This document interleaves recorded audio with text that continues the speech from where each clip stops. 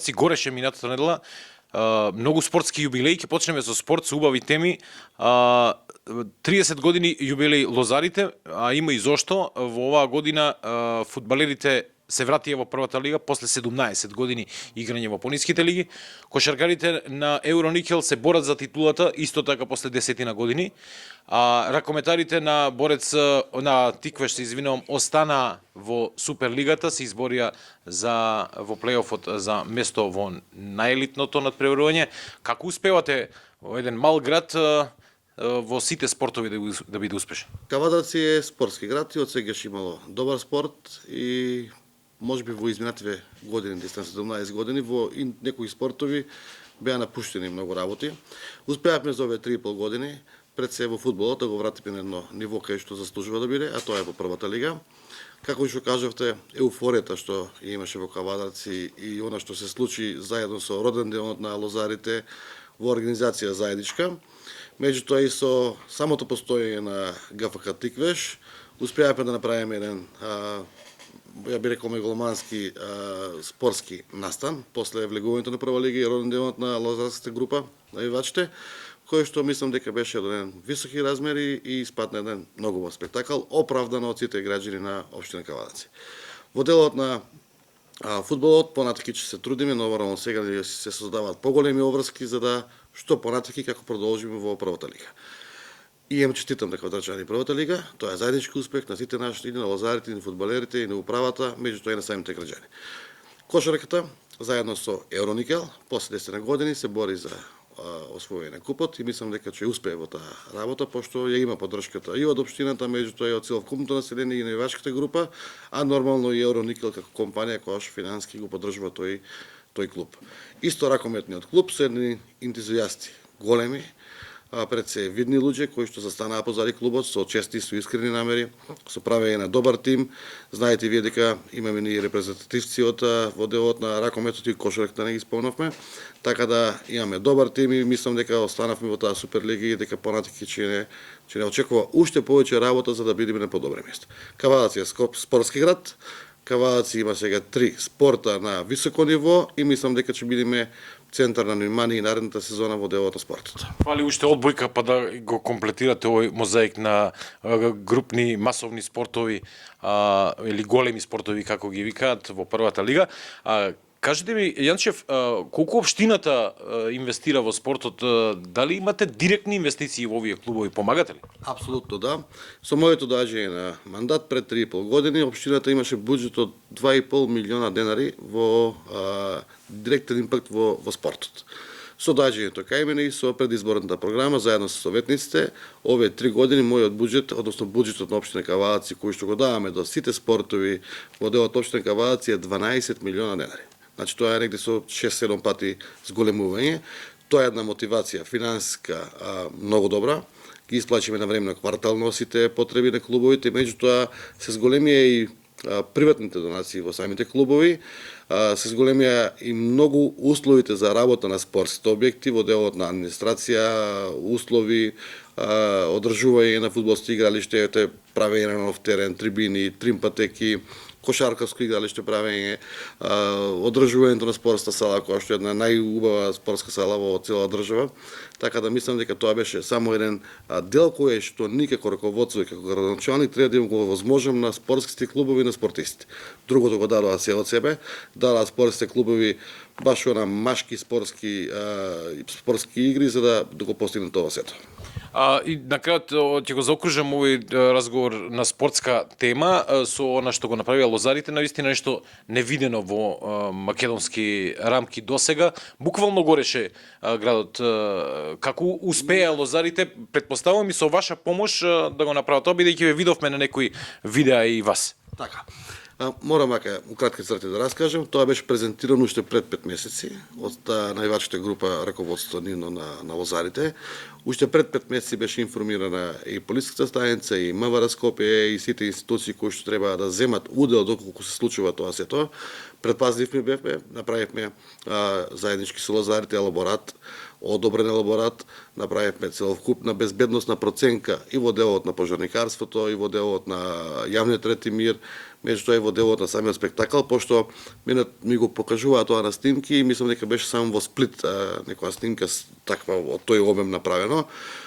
Искрен да бидам, бев оптимист за цела работа, имавме желби сите. Полициската станица и МВР имаше желба да се случи тоа како спортски настан, покрај сите ризици кои што ги сносевме, би можело да ги сносиме во делот на таа пиротехника. Меѓутоа морам најмногу да се заблагодарам на лозарите, како навивачка група и на сите други кои што земаа учество во тој настан. Над 1600 учесници беа во самиот настан, кои што не отстапија од договорот, не отстапија од договореното, не отстапија од елаборатот, на крај заврши тоа со спортски поздрав и немаше никаков инцидент, ниту по јавен ред и мир, ниту по нарушување во било кој друг поглед. Сега се јави и критичарите кои велеа дека не сте ги почитувале епидемиолошките мерки, па сте се собирале без одржување дистанца, без маски, имаше ли такво нешто? Да, јас морам да кажам дека после победата на прва лига и влегувањето во прва лига на спортскиот клуб имаше мало непочитување на дистанците, затоа си сносивме одговорност и плативме казни за непочитување на таа мерка во полициска станица. Може би несвесно еуфорија се тоа се направи, меѓутоа маската со поведување на атмосферата и со поведувањето на маса на луѓе и група не бевме во можност да ја контролираме таа ситуација и јас лично најмалку помислив на маска во тој ситуација. Добро, да преминеме малку сега на други теми. 5 месеци до локалните избори, дали Јанчев повторно ќе ја бара довербата на Квадрачани? Да, јас како Јанчев ќе ја барам уште еднаш довербата на Квадрачани за уширен мандат, за да можеме каваци да го довршиме она што ги имат почнато, меѓутоа и во наредната програма да вметнеме работи кои што ги заслужува град Каваци.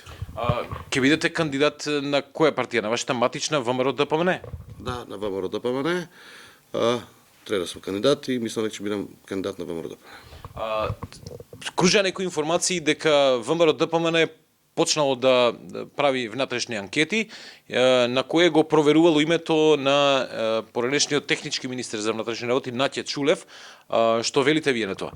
Дали го сметате Чулев како можем против кандидат во овие внатрепартиски избори? Гледате, јас, значи, секој можем против кандидат и кандидат кој што може да направи подобро за општина Кавалаци, без разлика од која партија е, дали е од нашата партија, од ВМРО или било кој друг, би го почитувал како против кандидат, би дозволил да има нормална дискусија и објективни размислувања и гледања, така да не би минувало поединечно никој. Сите анкети кои што се прават внатрепартиски и надвор од партија се прават различни основи. Некои се прават и за кандидати, некои и за советнички листи, па некои и за идни цели, така да не мора да значи дека ако некој име сега се врти во делот на анкетирањето, дека тоа е потенцијален кандидат или било како.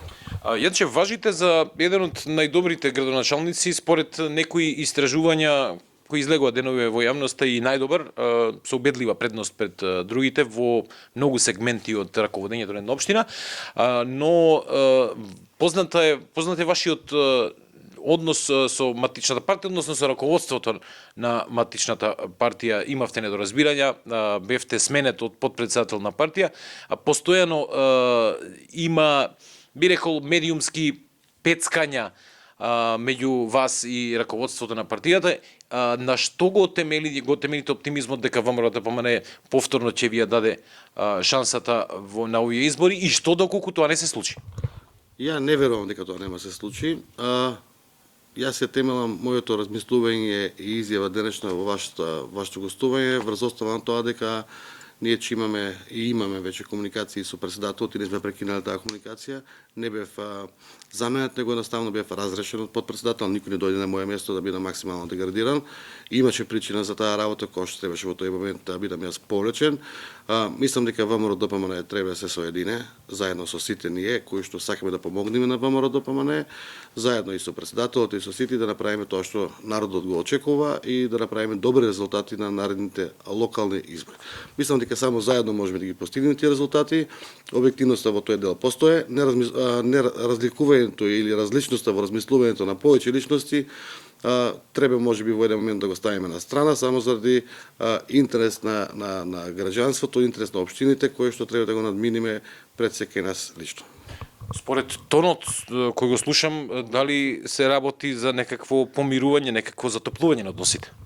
Гледате, значи Какви ви се комуникациите? Рековте дека комуницирате со председателот Мицкоски, иако во еден период тврдевте дека комуникацијата ви е речиси сведена на нула. имаше периоди кога имавме послаба комуникација, поинтензивна комуникација, меѓутоа сега во моментот заради престојните локални избори, и пак ќе кажам, во сето она што е во интерес на партијата на граѓанството, ние мораме да имаме комуникација, не смееме да дозволиме да како сопартијци бидеме разединети, така да мислам дека сега ни поинтензирана комуникацијата во тој поглед и дека ќе најдеме заедничко решение за цела ситуација. ВМРО-ДПМНЕ, односно раководството, постојано ви замеруваше дека сте преблиски со власта, дека дури некогаш одработувате за власта. За сега да се случат овие затоплувања, ги разрешивте ли овие недоразбирања? Јас лично од раководството, лично од раководството од ВМРО-ДПМНЕ и од председателот тако нешто немам случното да ме критикува дека сум одработувал заедно со некои други луѓе, значи имаше такви изјави на членови на раководството, меѓутоа лично нигде не бев посочен. Да, не бев посочен, така да мислам дека нигде не сум работувал против партијата. Во делот за блискоста, во делот на партијата или централната власт, мислам дека во иднина, без разлика кој ќе биде централна власт и без разлика кој ќе биде на локална власт, таа соработка мора да продолжи во сите општини доколку сакаме нормализирање на општините, на централната власт и на цела држава. Вие поставивте, впрочем, и еден нов модел на практикување на власта, кога градоначалникот е од една партија, а централната власт од друга партија. Во општина Кавадаци воопшто тоа не беше проблем, кога се работеа за важни проекти за граѓаните, секогаш имавте поддршка од централната власт, но тоа не и се допаѓаше на вашата матична партија, односно на некои од структурите. До пред неколку месеци постоеше она иницијатива за предвремен конгрес во партијата, во ВМРО-ДПМНЕ, и вие бевте дел од таа иницијатива, дури најавувавте амбиции дека ќе се кандидирате за нов председател, нов лидер на ВМРО-ДПМНЕ. Ја мислам дека престоен конгрес е веќе закажан на ВМРО-ДПМНЕ, тоа е после локалните избори месец ноември. Мислам дека тој конгрес веќе е закажан и дека ќе се одржи во месец ноември. Значи се откажувате од идејата за предвремен конгрес? Значи јас лично и на претходните интервјуи изјави кажав дека не сум бил нигеш директен учесник, ниту па сум имал можност да учествувам за предвремен конгрес, затоа што не сум дел од тој конгрес и не сум делегат. Добро, ќе се кандидирате ли на тој конгрес за прв човек на партијата? Па со оглед прво на локалните избори кои ќе се случат, доколку граѓаните ми ја дара довербата и на овие локални избори, и да видиме што ќе се случи и на ниво држава и заеднички со раководството и со сите други структури ќе решаваме за понатамошните действија. Јанчев, како можеме да ги оцениме овие 3,5 години, нешто повеќе колку што сте начело на ова општина? Дали ова беше за вас ново искуство? Што научивте од градоначалничувањето, како да го кажем тоа? Научив една единствена работа, дека градоначалник треба да биде менаџер. Дека градоначалник треба да биде човек кој што нема да го поведи власта или функцијата, напротив, треба да се соземи со таа работа и да го целата енергија посочи према граѓанството и према сите чинители, и према партии, советници и се, и само така може да има успех. Општина Кавадаци за 2,5 години ја заврши целогодишната 4-годишна програма која што имавме изборна, дури беше невообичаено, и на крај кога имаш добра мисла, искрени намери и единство во една општина, дел од ветувањето на кавадарчани да влеземе во прва лига за 3 години од излезени локална лига, мислам дека беше невозможно, меѓутоа еве и тоа се случи, кога пак ќе кажем има соединување и една единствена цел во граѓанството.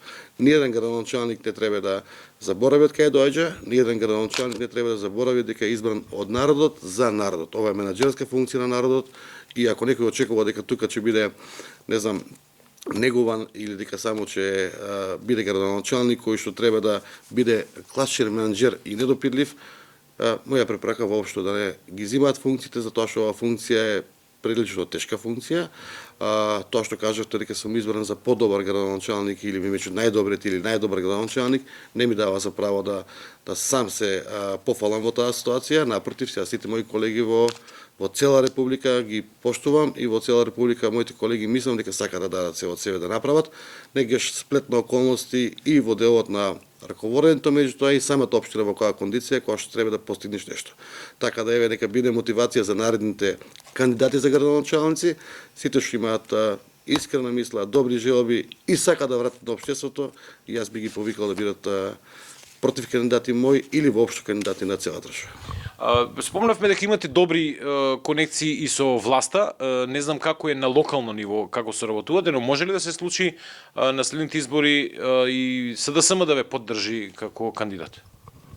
Не очекувам, пошто мислам дека нашето општество не е зрело за такви ситуации. Нашето општество се уште е во делот на партизацијата на високо ниво, демократизацијата или самата либерализација на кандидатите. Го прашувам ова бидејќи знам дека и кај членовите на СДСМ имате висок рейтинг. Јас општо сакам да оставам бел образ и не ме крајната цел политиканство и не ме крајната цел да бидам цел живот политичар, пошто доаѓам од приватен сектор, доаѓам со семејство и сакам кога ќе излезам од тука или воопшто од политиката да си бидам човек кој што сум бил и претходно и нормално да функционирам со секој еден човек без разлика на вера, националност, партија или било што. Така да тоа е мојата визија и благодарам на сите оние кои што ме поддржуваат без разлика од која партија доаѓаат. Партиските интереси сегаш се до едно ниво, меѓутоа човековите и меѓучовековите односи треба да бидат над тоа.